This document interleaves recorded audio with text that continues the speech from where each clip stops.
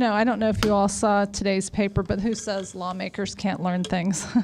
Earlier this year, the ACLU of Indiana helped to lead a victorious grassroots effort to defeat the teaching of creationism in our public school science classrooms.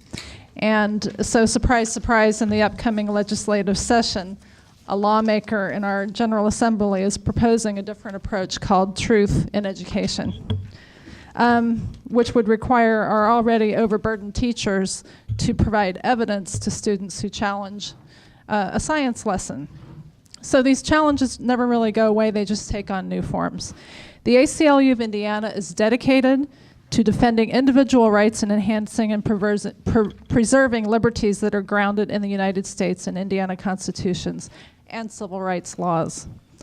Our fond hope is that this program helps to advance understanding of the First Amendment and how it protects against government establishment of religion, while at the same time protects the individual right to worship or not worship. Please join me in thanking our sponsors, WFYI, Nuvo, Fraser Designs, and the Center for Inquiry. And thank you to our benefactor, Larry Rubin, and the Rubin Family Foundation for making First Wednesdays possible. Let's give them a hand.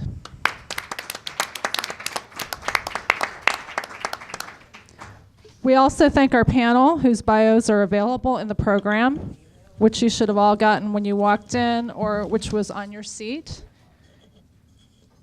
And thank you to Tim Swarens, the editorial page editor for the Indianapolis Star, for being part of today's program and being our moderator.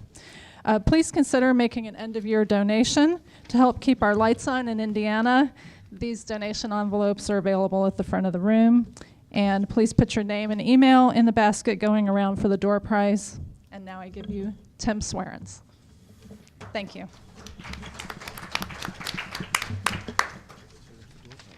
Thank you, Kelly. Thanks for joining us this afternoon, I guess. We've moved into afternoon. Well, this is an important topic, and it's a topic that can sometimes be heated, but we're going to have a good civil conversation today about some important issues in our society and our nation. And we have a great panel to help us in that discussion. I'll start down here on the end with Rabbi Dennis Sasso. Rabbi Sasso leads a very vibrant congregation here in our city, but I'd like to think that his real claim to fame is that he's a regular columnist for the Indianapolis Star. In the middle of our group is Professor Stephen Webb from Wabash College. He jogged in today from Brownsburg to join us. He's had some time off to spend some time writing, and so he's had a lot of time to think and reflect, and is ready to share his thoughts with us today.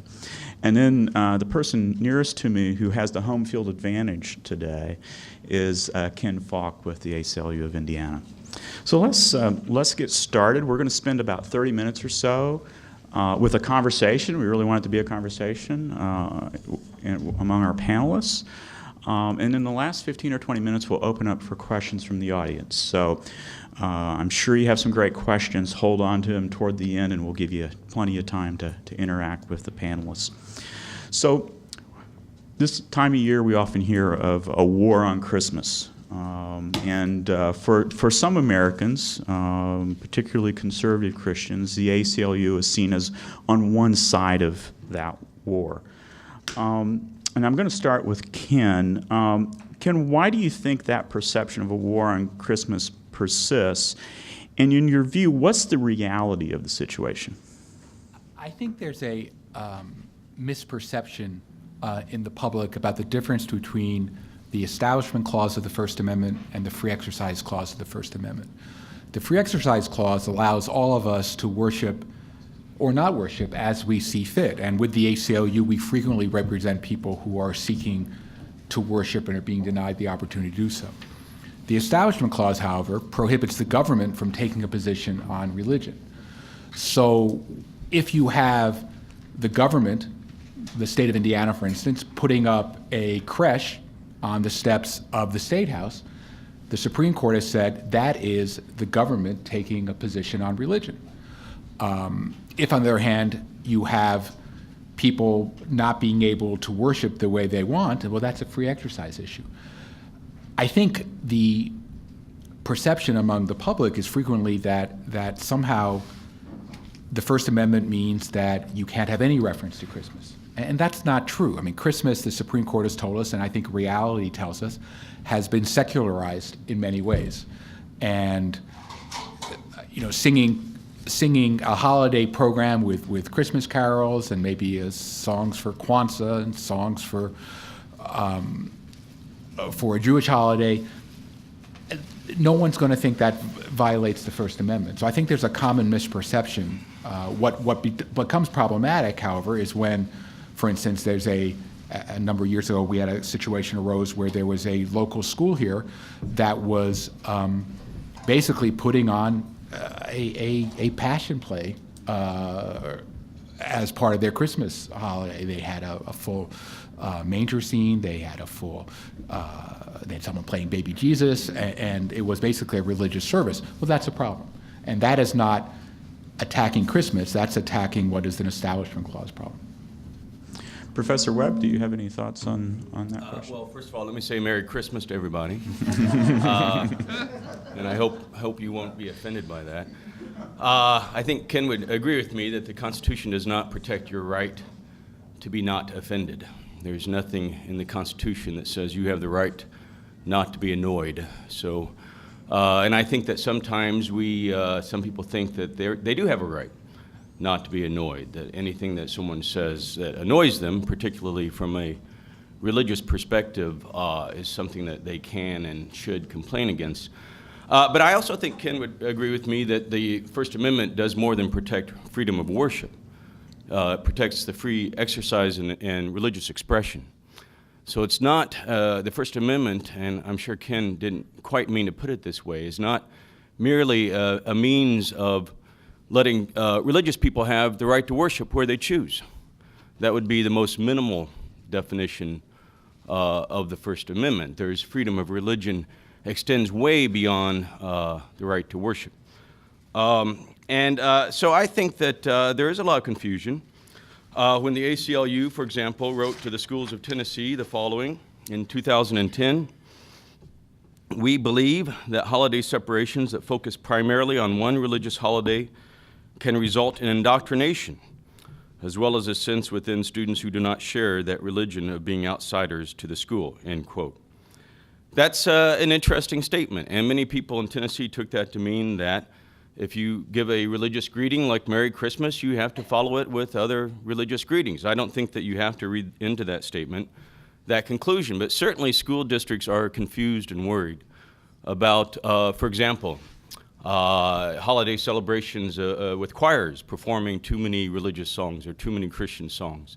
A school district recently canceled a trip to Charlie Brown Christmas play because people protested, or someone protested, that Charlie Brown Christmas contains a religious image in it and thus promotes religion. So I think the problem here is that government has seeped into all aspects of our lives, and if you have a very high wall view of the separation of church and state, and if you think of religion as something like a plague or disease, then you'll be, your tendency will be to try to purify or cleanse the public square of all evidence of all practices of religion.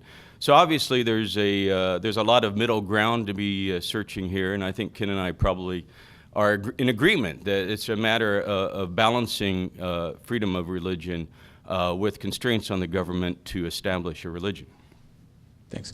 I'm going to go to Rabbi Sasso in just a minute, but I think out of fairness, I need to give Ken a chance to respond to a couple of things. Should teachers be able to say Merry Christmas to their students? Is anything in that letter that you heard? I did not write that letter. I understand. But anything in that letter that you heard that would put constraints on that? I think there, and I'd be interested in what Rabbi Sasso says, because full disclosure, I'm Jewish, and obviously I grew up in a society that is not Jewish, and I think I grew up tolerating people saying recognizing that people say Merry Christmas. I mean, it's Christmas. What are you supposed to say, right?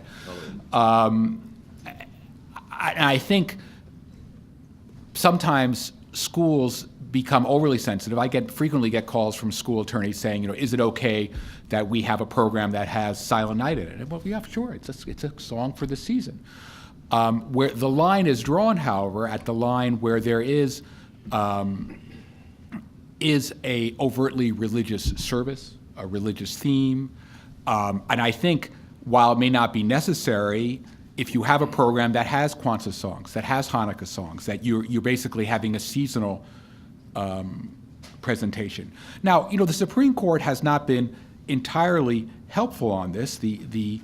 There's a Supreme Court case which struck down the creche on the courthouse, but also another case which upholds a creche in a park where it's with candy canes and Santa Claus, saying, well, this is more seasonal. And that's a difficult line to draw, but I think a little common sense goes a long way at this time of year. It really does. So let's say a teacher is trying to decide whether taking a class trip to see the Charlie Brown Christmas is okay or not. And I think most of us have seen that, and it's primarily about a group of kids and the ugliest Christmas tree in the world. But it also concludes with, I think it's the Linus character, Yes. Reciting scripture from the Gospel of Luke, if I remember right. And so there is a religious component at the very end, and it sort of drives home a major point of the whole presentation. So would a Charlie Brown Christmas be a problem for a school field trip? I'm thinking. I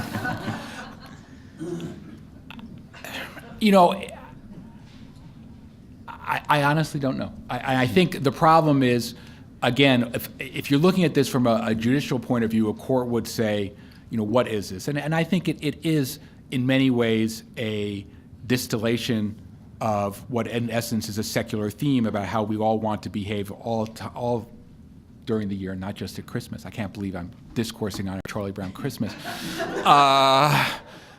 But, if I was a parent of a child and the child came home and said, I learned this new verse today and I recite the Apostle Paul, that would give me concern. I've got to Did I bring do a Rabbi pretty good job Sasso of into this answering the conversation. He's been very patient. Rabbi, what are your thoughts on the perception of this war on Christmas versus the reality?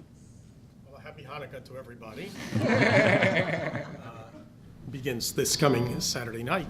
And it might interest you to know that on Saturday afternoon, before we gather for our family Hanukkah celebration, my wife Sandy and I are taking our grandson to see A Christmas Carol at the IRT because it's a great play, and besides, we want to expose him to the diversity of culture that is America.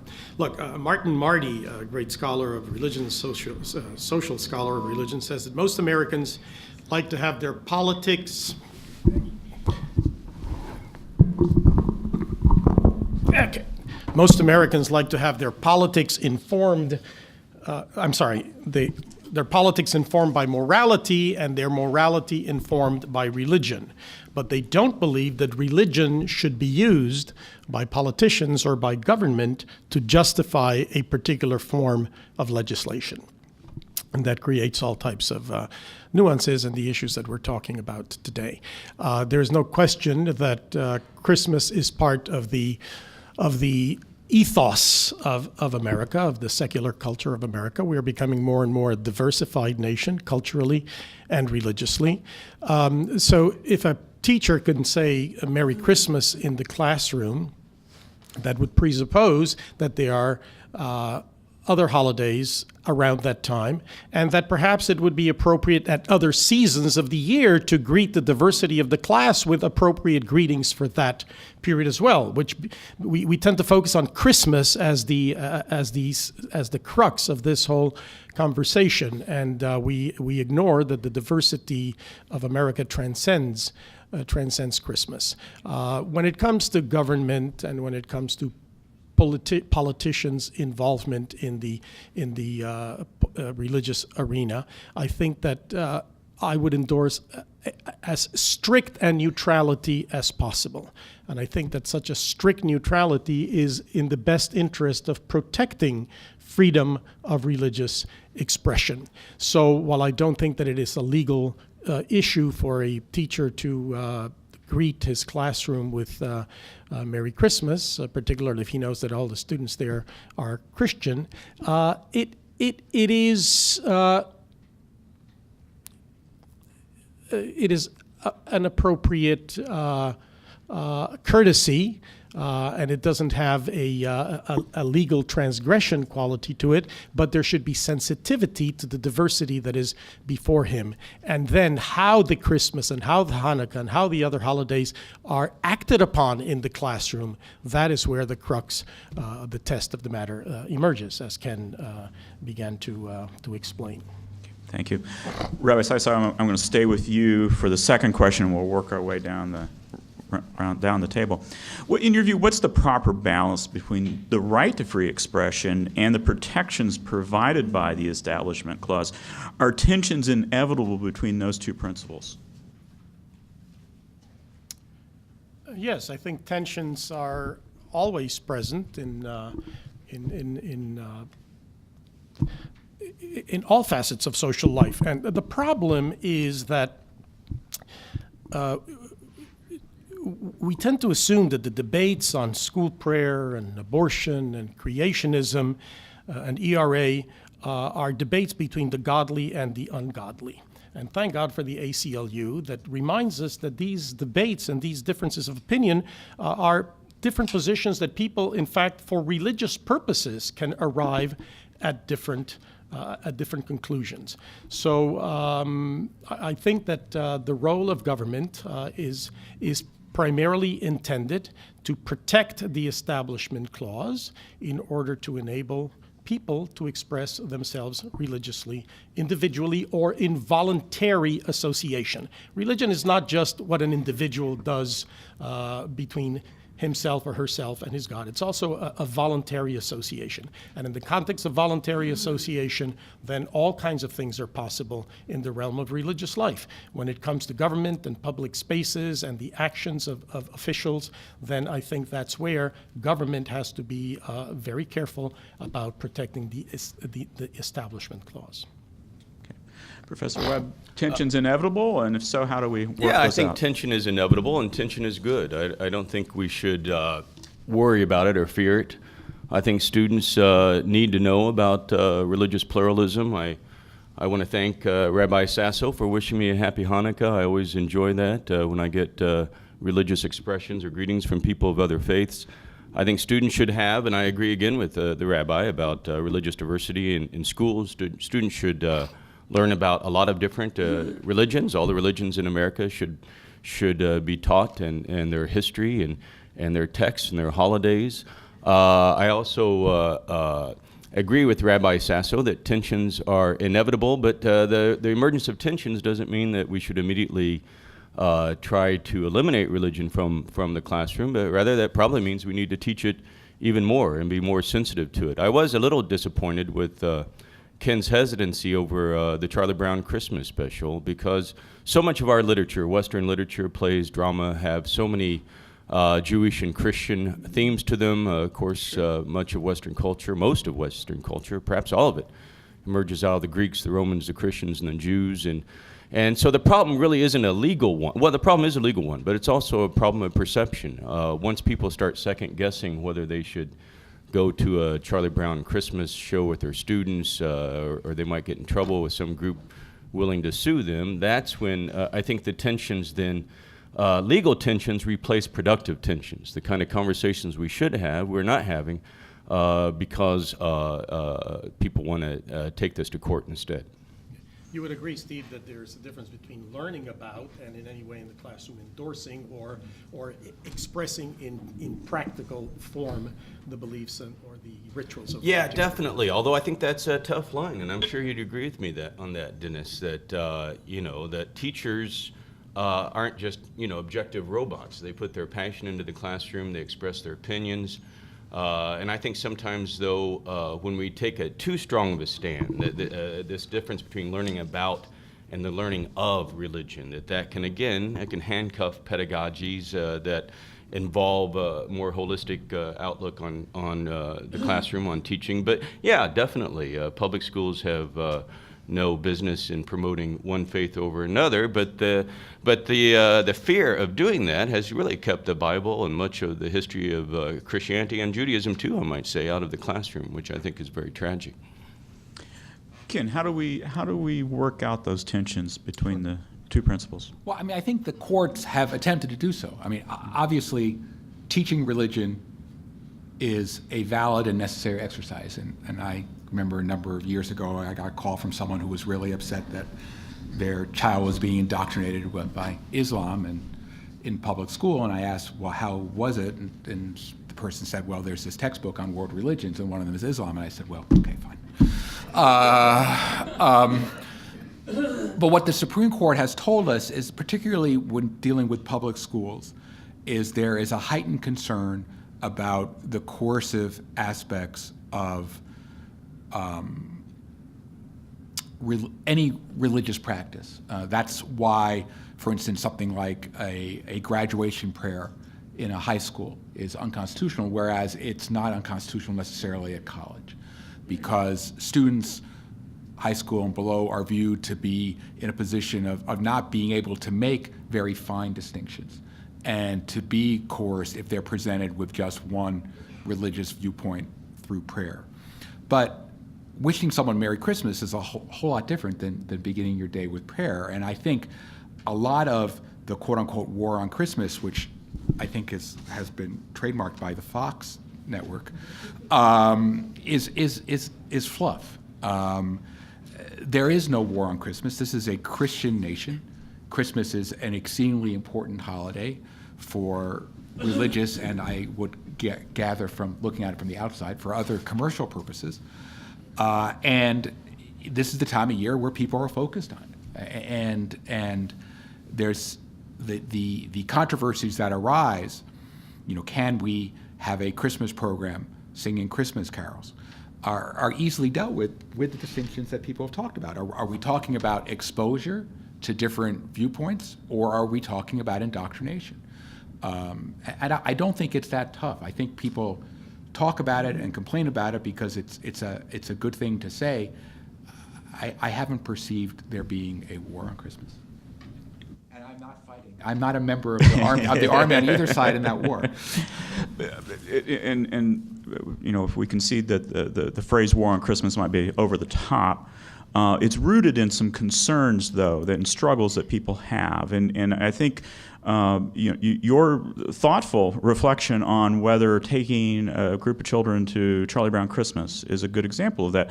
You thought, well, okay, there's arguments on both sides here, right? And so if I'm a teacher or a principal or in some public employee in some way responsible for a group of kids, or maybe not even a group of kids, how do I make a real-world, real-time decision on what's permissible and what crosses the line? Well, I think the easiest thing to do, and this was suggested, I think, by both the other panelists, is you make it educational. You say, we are exposing to this viewpoint, and you don't make it just one viewpoint.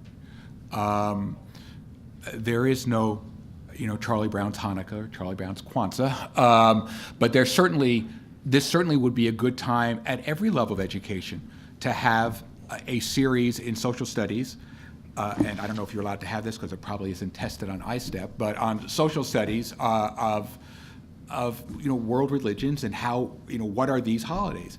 And I should note this, no one ever talks about there being a war on Easter. And the reason for that is that Christmas has become so secularized that I think people on both sides of the quote-unquote war are overly sensitive to it. This is very easy to handle, as I said, in the classroom by saying, look, we're going to Charlie Brown Christmas. Here's what it's about. We're obviously not endorsing necessarily the religious aspect, but it exposes people to what really is still, I believe, and I guess, again, I'm not Christian, but believe the one of the prime religious points about Christmas. And you could easily balance that with one of the prime religious points about Hanukkah or other holidays. And I think that would be perfectly acceptable. I don't think anyone would bat an eye. I certainly wouldn't if an angry parent called me. And parents call me all the time, and I say, chill. or I say it a little bit. I say it a little bit more legally than that. There's Latin involved, but That's good. Professor Webb. Yeah, I mean, the easy thing, we live in a litigious society, and I appreciate Ken's words. I think his practices are better than his theory, because it's not easy, right? I mean, teachers have a hard time, and school districts have a hard time. And just the bare threat of litigation is enough to make people take the easy route. The easy route, as all teachers know, is to not to mention religion at all. Everybody knows that. The easy route is to pretend, as you teach history and social studies, that Judaism never happened, Christianity never happened, Islam never happened. It's sad that we've gotten to that place. The school district that had the Charlie Brown outing took the easy route, a threat of litigation, and they canceled the trip. The same school district, by the way, that I believe, that made a trip to a mosque during Ramadan. Now, Dennis raised the question of that there's a question of religious diversity, but that's a different question than the concerns over Christmas. Why the concerns over Christmas? There was no lawsuit or threat of a lawsuit in that community over the trip to a mosque. And obviously, Christmas has become a really strong symbol. It's always been a symbol for Christians, but what's changed and what's new is it's become a symbol for those who are offended by any public displays of religion that are connected in any way with any kind of public space or any space associated with any form or any level of government. And so it is a battle over symbols. I don't know if I'd call it a war, but it's certainly a battle. And it's certainly a battle out of which a lot of interesting conversation could come, like the one we're having today, I think. But it's also a battle, I think, that when you turn it over to the lawyers, it's a battle where people don't talk anymore, and the battle just goes away. Yeah, a couple of things. I think that the reason that Christmas occupies the place that it does in the consciousness of Americans is not just for religious purposes, but for commercial purposes. So you can't escape it, and many committed Christians resent that aspect. One of the most unbelievable decisions by a court, or I don't know if it was the actual decision or the opinion of some judges, you can tell me, Ken, is that in Allegheny, I think it was, the menorah was declared a secular symbol which could stand, but the crèche could not because it was a religious symbol. Now, what gives the court the right to decide that the menorah is a secular symbol? And that's what's happened. In an effort to maintain certain practices, we secularize them, and then we begin to encroach and erode the foundations of religious tradition, which brings me to the issue of teaching religion in public schools. I'm on the board of trustees of Brebeuf High School, and there's a very good religion department there, and I've sat in classes about world religions and Hebrew scriptures and New Testament, and they're terrific. They're, a notch below what you would get in any good college. But the problem when it comes to teaching these things in public school is there's a great deal of ignorance about religion among even somewhat educated people. While nearly 2/3 of Americans endorse the teaching of creationism, these are recent statistics, in public school, fewer than half can identify the book of Genesis. Okay? And many, a good percentage attribute the words, "Let there be light," to Thomas Edison. And 10% of Americans believe that Joan of Arc was Noah's wife. These are statistics. These are real. So we have a faith without understanding, and a sense, and many people celebrate religion. The knowledge part of it is not as important as the faith part of it. So the concern that many parents have, Jewish parents, for example, is that their kids in public schools will be exposed to a class where the information not only will be erroneous about Judaism, but perhaps also about Christianity, but that the teacher, who might be trained in social sciences but consider himself a faithful church member, might not know the difference between teaching about and beginning to more overtly proselytize. So these are parts of the complexity and the nuance that bring some tension to to this particular subject. But you cannot teach religion without the lab part, right? If you're going to teach good science, you have to have a lab. If you're going to teach good social science, you have to have an experiential component. So the question is, what is the appropriate experiential dimension that does not border on endorsing or encouraging the practice of? It's a more delicate issue. So a trip to a mosque could very well be a cultural experience. It's a learning process. Could trip to High Mass be the same thing? Sure. Yeah. In a well-proportioned, and we have to train people to be good teachers of religion for the high school, and I don't think they're out there. Ken, Rabbi Sasso brought up this idea that the courts have gotten into at times about the displays of religion are okay as long as everybody has equal access. You have the creche or the Christmas tree and the menorah beside it, and whatever. What are your thoughts on that? Is that a happy compromise or something we shouldn't do? Well, I'm a lawyer, so if the Supreme Court says it's okay by me. And I think what the court has, the Establishment Clause jurisprudence has devolved into over the years is an endorsement type question. Outside of a school is different, but outside of school, the question is, would a reasonable person view this as an endorsement of religion?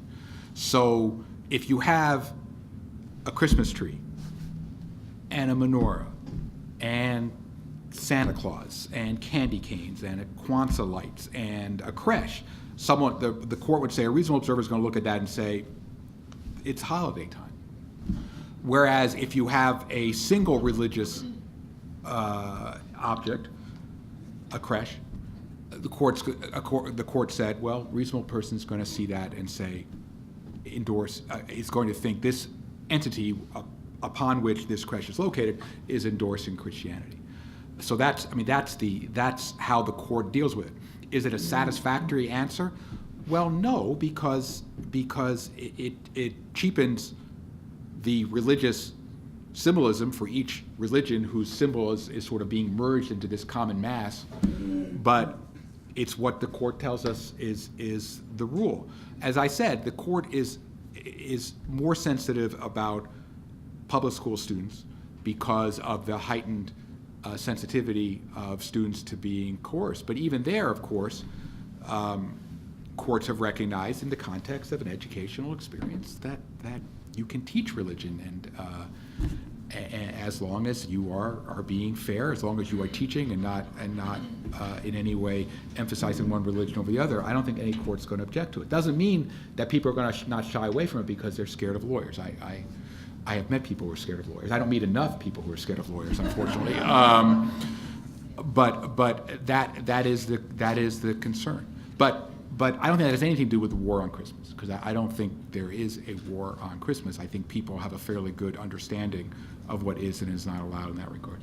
So this what the courts have allowed as far as open access to all, is government leaders under the obligation that if they, say, decorate a Christmas tree in the courthouse lawn, on their own, do they need to introduce symbols of other faiths, or is it incumbent on people of other faiths to come and say, you've got the Christmas tree, we'd like to put up the menorah? Well, again, not meaning to get boring about cases, I don't think a court's going to find that a Christmas tree is religious, period. So you can put a Christmas tree out in front of the city-county building, and I don't think any court is going to say that is religious, because everyone's going to say, hey, it must be Christmas. When you start dealing with a creche, however, there I think the government is under an obligation to be inclusive, because if the government is not, then the question is, what will a reasonable observer see? They'll see one symbol of religion and will be able to conclude that government is endorsing that religion. So I think the government has to be inclusive. In the same way, in an educational curriculum, you just can't teach one religion and wait for the parents to complain. You have to be inclusive from day one. Okay. Professor Webb, are you satisfied with the open marketplace of faiths that everybody's represented on the courthouse lawn? Oh, definitely. I think a free market approach to religion is good. As a teacher, though, I'm kind of astonished sometimes when people say that, for example, high school students, if they see some religious symbol, will be swayed to think that their public schools are endorsing Christianity. I mean, I've taught a lot of students over my years, and it's really hard to sway them about anything, to convince them of anything. You know, high school students are you know, old enough to do a lot of things in our society, and this kind of protectionism about them, this fear that if certain things are brought up in the classroom, whether it's sex education or religion, or that they might misinterpret that as an endorsement, or they might be overly influenced by what their teachers say. I wish students were more influenced by what their teachers say. But the other point about diversity, it's a tricky one. The Supreme Court definitely has shown, has argued, that in public displays on courthouse lawns and whatnot, a diverse grouping of symbols demonstrates that those religious symbols are there for secular purpose, for the celebration of a seasonal holiday. But diversity is not the answer to everything, right? I mean, if you're in Christmas and you're going to see a Charlie Brown Christmas show, the answer is not, as Ken suggested, try to find some Hanukkah Charlie Brown show. There is no such thing. So diversity becomes diversity and balance can become kind of a straw figure here. I mean, people seek out diversity even when it's not really needed, and even when it doesn't really help the situation much, for fear, again, of litigation. So anytime one religious symbol comes up, the thought is you have to pile on more and more religions in order to have some sort of equal say. Well, if you're studying the history of the Middle Ages, you know, you're going to be studying a lot of Christian-based texts. And if you have a class on medieval literature, that's just the way that's going to be. There are some Muslim and Jewish texts, but there will be many, many Christian classics that you'll probably want to say. So yeah, diversity is important, balance is important, but they're important as means to an end and not an end in themselves. Can the balance be brought over time, that because there's not a Charlie Brown Hanukkah, but there is Passover in the spring, and so perhaps there's a study of, or not study, but a field trip to see Charlie Brown in December, but introduction to a Seder in the spring. Is that, Ken, is that a happy compromise, happy medium? Well, sure, and I think one point to stress, of course, is that what we're talking here about is the influence of Christianity. I mean, no one, this never comes up because a lawsuit's brought because a teacher is focusing on Islam too much. And the problem, of course, is that most people, especially here in Indiana, but most people are Christians. So it's very hard to avoid the sort of slide over from, this is an educational thing to this is how I practice, and that's tough, and I understand that's tough. But as I said, I think the courts have dealt with that by looking at whether you're approaching this from an educational perspective, and the easiest way of showing you're approaching it from an educational perspective is to have balance, and that balance can be, this year we're studying religions, and at Christmas we're going to focus on Christmas, at Passover we're going to focus on Passover, at Ramadan, which of course varies throughout the year depending on what year you're in, we're going to focus on Ramadan, and we'll bring in other religions as well. That's perfectly fine, and a good way of doing it. Okay. Rabbi Sasso, it looks like you have some thoughts. I'm totally in favor of balance, but balance has its appropriate place and space. I, for one, am not comfortable with the courthouse exhibiting either one or a diversity of symbols, because I consider, first of all, you are definitely leaving out some symbols, either because you don't know about them or the people were too shy to stake their claim. So in essence, it's a claim on the public space by certain people who have the knowledge, the influence, the presence, et cetera, et cetera. I think there are appropriate symbols for the courthouse. The appropriate symbols for the courthouse are the American flag, the Declaration of Independence, the Constitution. These are the symbols of America, of the faith of America. as I would refer to it. The faith, and we forget that the faith of America shares important values with Christianity and with Judaism and with Islam. They have to do with love and with justice and with freedom and with the advocacy of the poor and the disenfranchised. These are the religious values of the religious traditions that have become part of the faith of America, which in my opinion is democracy and freedom. And as Americans, we should celebrate that in our public spaces. And when we speak of sacred texts, we talk about the Constitution, we talk about the Declaration of Independence, our songs are the Star-Spangled Banner and whatever, our symbols are the flag, et cetera, et cetera. So that is the religion, and I say this judiciously, that is the religion that as Americans in concert we ought to affirm and to celebrate. And then we make space and room for the diversity of religio-cultural traditions. The thing is that even religions in their diversity, see, Americans like to think of religions as faith traditions or faith communities. But not all religions define themselves in those terms. Hinduism is not a faith tradition in the same way as Christianity is, and even Judaism is not a faith tradition. We use the vocabulary because we are co-opted by the majority, but most of these other traditions are deeply rooted religio-cultural traditions with their symbols and with their vocabulary that make up the richness and the beauty and the diversity of America that should be part of the private-public connection, not of the governmental structures of America, which are there to serve everybody equally without preference for none. And that's where I would come to these issues. I thought something Ken said was very revealing, that the reason there are lawsuits about the expression of Christianity in the public sphere and not about Islam is that there's so many more Christians. And Christianity is to some extent the majority or dominant religion of the nation. I think that's a very problematic thing. So in other words, rather than look at any public religious expression in its context, what's its point, what's its purpose, what's the balance between freedom of expression and government endorsement, now it becomes a matter of Christianity has too much power, too much influence, and we need to restrain that. And so then that becomes kind of the driving force, the worry that Christianity does have all this power. I personally don't think Christianity has that much power in America. I wish it had a little bit more than it does, but the power to do good, to teach ethics and whatnot. But this kind of myth of Christian power and the kind of the thought that the law is there to kind of restrain it is a way of framing the issues that is somewhat bothersome. You want to respond? Yeah, that's not what I said. What I said was the cases come up in the context of Christianity because the majority of people in America are Christian.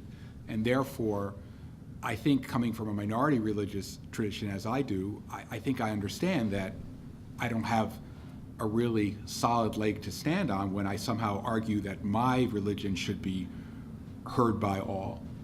And I think it's just natural, given that most people are Christians, that these cases arise, and they do. I mean, I've seen the cases. That doesn't mean that this is a power grab by Christians. It just means that where the issue is most frequently joined is where the court has to decide if this particular religious sentiment has gone too far, and that invariably is a Christian one, just because of if nothing else, the sheer numbers. It would make no difference if it was Jewish, Muslim, or some other religion. The real question is, as the Supreme Court tells us, is are we going so far that we're seeking to endorse a religious belief?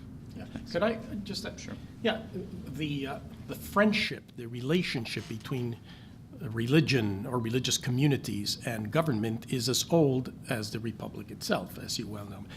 People might not be aware that Rabbi Gershon Mendes Seixas, who was the rabbi of the Spanish-Portuguese synagogue in New York and then in Philadelphia, was one of 14 religious ministers of faith who participated in the installation of George Washington, right? So, and this Rabbi Gershom Mendes Seixas is buried in the Spanish-Portuguese cemetery in New York City, which is the oldest human-made artifact in the city of New York, other than indigenous, than Native American findings in the city of New York. So the connection is deep and long. But then there have been good sides of that connection, and there have been bad sides of that connection, as you well know, going back to the colonies and thereafter. So it is a balance, and it's a constant, like democracy itself, it's a constant unpacking and unfolding, and we have to be very ginger and sincere and committed to it. Okay, thank you. I promised we would open up for questions. If you would, just identify yourself by name, and we're happy to hear your questions. Yes, sir. Yes, Glenn Pratt. And I grew up as a Presbyterian, then got involved with the Friends Quakers because of social action. I then married a Unitarian who taught at Rebuff. And my question, I think what this gets down to, is really, and this was in the Star recently. Yes, I do read the Star. Well, thank you. We appreciate that. And creationism versus evolution. And I think that's really ties into what we're talking about on Christmas, where we basically have what I consider a radical group that wants to have their religion, as far as creationism, taught in science. And I'm sorry, that really causes, I'm interested in the panel members' comments on that, and of course the STAR's comments. Well, creationism doesn't belong in the science classroom. I see that debate, though, emerging for two basic reasons. I think evolutionary theorists do sometimes overextend the significance, the importance of the theory of evolution, presenting it not just as a theory of biological change and speciation, but also as a theory of human origins, a theory of the origin of morality, a theory about everything. Darwin himself said that evolution can be a corrosive acid when it's over-applied like that. And so I think you have a natural response to evolutionary theory when it oversteps its boundaries. I think the other reason creationism comes up in debates about what should go on in the science classroom is because a lot of religious people feel like religion's not represented in the rest of the curriculum. And this is one door that they're trying to get their foot in. I think they shouldn't get their foot in that door, but I think that these things could be handled if we had more classes where people got to talk about religion, talk about different theories of creation, for example, different religious approaches to the book of Genesis, for example. I mean, again, you know, I have few opinions. I just know what the Supreme Court says. So the Supreme Court has said that creationism is religion. It is not science. And to teach creationism is a clear First Amendment violation. And what is most objectionable about what legislators do when they suggest that is that they know, or they should know, that what the Supreme Court has said. And they're throwing something out there to the public which may not know. And again, this is again seeking to miseducate or not educate the public. This is a battle that's already been fought, and it's over. It's perfectly valid to have a course on theories of creation. It's perfectly valid, and some schools in Indiana actually have that course. They have courses where they teach theories of human or world, our origin, excuse me. And that's perfectly valid. But to talk about creationism in the same breath as evolution, that train's left the station. The Supreme Court has said that's unconstitutional. Yeah. And it's not good religion either. I think that stories of creation belong in literature classes and in comparative religion classes. And if we had good comparative religion classes in high schools, we could teach them in high schools as well, but they don't belong in the science classroom. The problem is, again, one of lack of information and ignorance. Many people who want to teach Bible creationism think that the Bible teaches one story of creation. It doesn't. So which one are you going to teach? And with what emphasis and so forth. Dr. Hamilton in the back there has a Question in the back of the room. My name is Dick Hamilton, and I don't normally stand to defend the totally non-religious. But I'd like to broaden the conversation a little bit because I don't think we're ever going to get to the point in which all of the intricacies of specific judgments can be immediately referred to section 3, 4, 5, or decision this, that, or the other.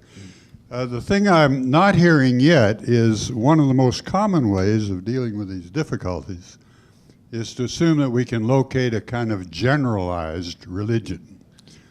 And we have it in our pockets, on all our currency and our coins. In God we trust. We have it in the military service, in the appointment of chaplains who are supposed to somehow represent religion in general. I would make the point that there's no such thing as a general religion. And I do raise a specific question about whether you feel that the movement in our society to cover some of our problems by making sure everybody is represented is going to lead ultimately to someone raising a question about in God we trust, or government-sponsored religion in the military services, either one of those aspects. Thank you. Ken, do you want to? Both of those have been raised in court cases. And the Supreme Court dealt with the notion of in God we trust, or if you've ever gone to the Supreme Court or the Seventh Circuit, God bless this honorable court, is how the sessions begin. And the way the court dealt with it, again, this may not be satisfactory, is to say this is ceremonial. It is ceremonial deism, which is, in a way, is probably the worst thing you could say, right? You say it so much it no one ever thinks that it has a religious meaning. The chaplaincy is dealt with differently by saying that it accommodates free exercise, the ability of service people to practice their religions or not practice if they choose, to allow as wide a range of chaplains as possible, and if that range is not available, to at least make a chaplain available who can provide some religious benefit, even if not of that faith. As in a public hospital, for example. As in a public hospital. Yeah. Or prison, for instance. Every prison has chaplains, and they're obviously not representing all religions. And that is a free exercise accommodation, a valid free exercise accommodation. Yeah. So in God we trust is okay, but Jesus saves would not go in the coins, I right? think people would say Jesus saves is not ceremonial deism. But even, and I understand it's not necessarily Unless it's intellectually meant to satisfactory. promote financial prudence, right? Unless your name's Jesus. Couldn't resist.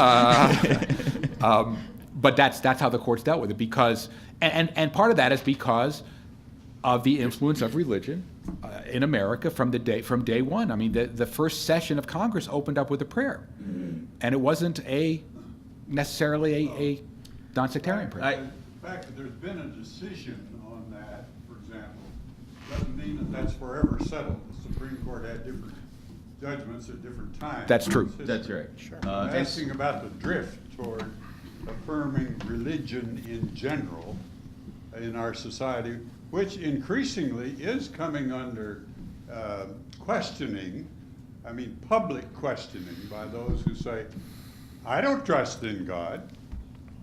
Who's the we here? Yeah. Yeah, civil religion, Dick, I think you're absolutely right, is a tricky thing. I mean, it used to be that everyone assumed that no culture, no society, no government can exist without having at least some thin layer of a kind of common denominational, what's common among the religious beliefs? What's the basic common denomination here? And so that's a kind of thin religion that pleases nobody, right? It's not meant to be a religion. It's meant to be a kind of common meeting ground. I disagree. Where people of different faiths can gather. But the more diverse America has become, and the more atheism itself has become more public and more strident in America, then civil religion is getting increasingly called into question. And so that'll be an interesting thing to watch. Yeah. Rabbi Sasso? I was going to say that I think that there are some common core values that are central to most Western religious traditions and even non-Western religious traditions that are, in fact, at the very heart of what being an American means. And many of these values are ensconced in the sacred documents of our American heritage. And those are the values that are common core religion. And I think I agree with you, Dick, that having religion in general without religion in particular is like speaking a language in general without speaking a language in particular. Nobody would understand you. But there are some common grammatical rules and certain basic structures that apply to all languages. And I think that the purpose of democracy is to bring the very best of those languages to bear for the common good. And I think the best way to protect diversity of religion and strength of religion is, in fact, to be very heedful to maintain that sacred separation between government and religion, and that is the constant process of how we do that. Look, religions among themselves don't agree on major issues. Why should we expect government and religion to agree with one another? Right? It's been a great discussion. We're running very short on time. There's a young woman here on the end of the front row who's been very patient. If she wants to ask the last question, then we'll. Thank you. I do agree that some of this debate is really more part of the wider culture wars that we have in this country over the role of religion in government and specific policies, whether it's abortion rights, contraception, gay rights, and so these debates are not really about saying Merry Christmas, but it's bringing in some of these wider issues, especially I think, Professor Webb, what you said about what is the appropriate role of religion in government. And what I'm about to say, I say as someone who is not religious and who is very uncomfortable with the role of religion in government, but I see many of these more overtly religious displays as telegraphing other messages that are of a more political nature. And as the debate in this country ratchets up over many of these culture war issues, these religious displays are becoming more symbols of some of these other more political messages that the government is sending out. And I feel that do you see that? Do you see this as becoming more of a divisive? Rather than these symbols hopefully bringing us together, because of the political role that religion now has, is it becoming more divisive? On both sides, though, right? I think. Yes. People use religious symbols to make a political point sometimes, and people get offended at perfectly innocuous religious symbols in order to make a political point sometimes. So I think on both sides that happens. Yeah. Not only symbols, but vocabulary. Pro-life. Okay, I'm pro-life, but I disagree with you on how the mechanics and the interpretation and the application. So there's a co-option of language by certain people who think that they own the religio-moral vocabulary of America. And then there are the avowed, there are the extremists on one side, and then there are the extremists on the other. So balance is the word. Well, thank you very much. It's been a great discussion. Happy holidays, happy Hanukkah, Merry Christmas, and have a great Kwanzaa.